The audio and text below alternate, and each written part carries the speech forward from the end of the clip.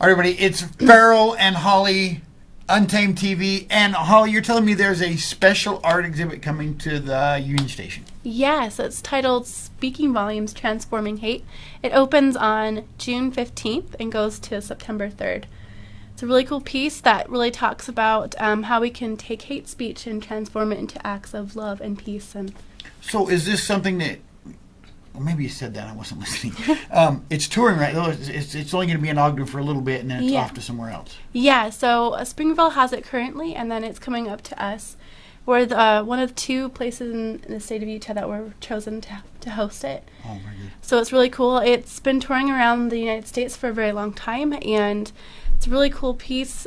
Basically, it's about 38 art pieces that talk about, or 38 artists, not art pieces, artists have actually taken these white supremacist hate books and transformed them into pieces of art as a response to... like destroying them? That would probably be the best thing. I'm not, well, depends on how you view art, I guess, maybe.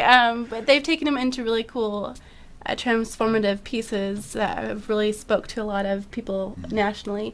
And it's a really cool piece to be really talking about, especially with the stuff that's going on in the United States today. Yeah. I was going to say, it seems like a lot of people have, I mean, racism's always been there and hate speech has always been there, but it seems to me that it's easier for people to talk like that now. It's back in the day, easier, back in the day, you wouldn't say stuff like that, or people said it. They said it in real harsh tones. Now people, it seems like they're just mean and want to say the most mean, awful things they can say. Yeah, and it's not just revolves around racism. It revolves to all, whether it's gender, sex, race, or other things like that. So in this case, we're going to be talking everything from like bullying at schools to how we can, like, what it means to transform something, to the symbolism that's used in hate speech, as well as talking about our values when it comes to talking about those things, and really about stereotypes too that comes with when you discriminate against people. And then you have the World War II exhibit still going on, Yeah, correct? it's still going. It's a really cool partnership that we've done with Weber State Special Collections.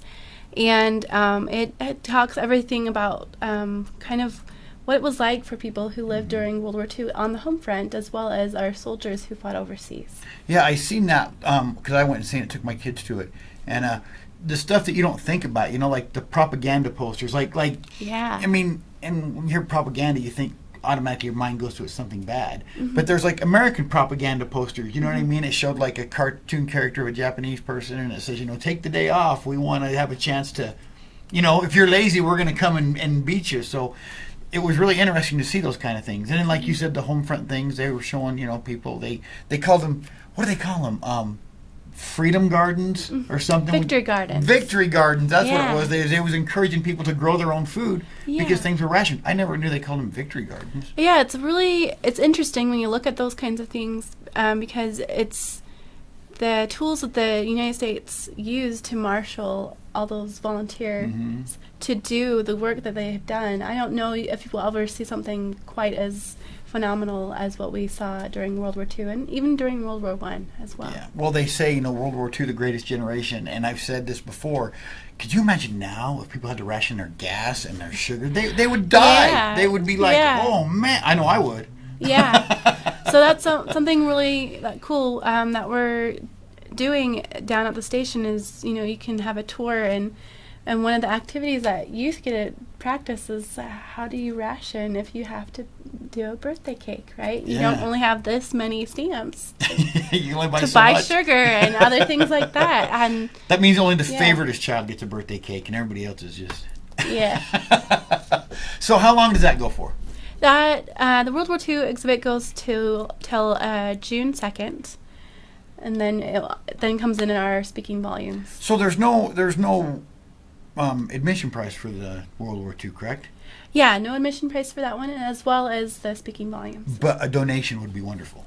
Oh, yes.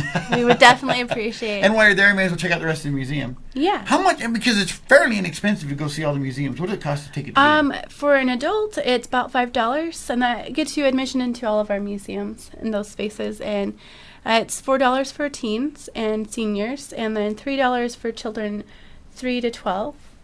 And then for children 2 and younger, they're free. Yeah, that's a deal for all you get at Union Station for sure. Yeah. So make sure you go to Union Station, check out the new art display they're going to have, and the other museums as well.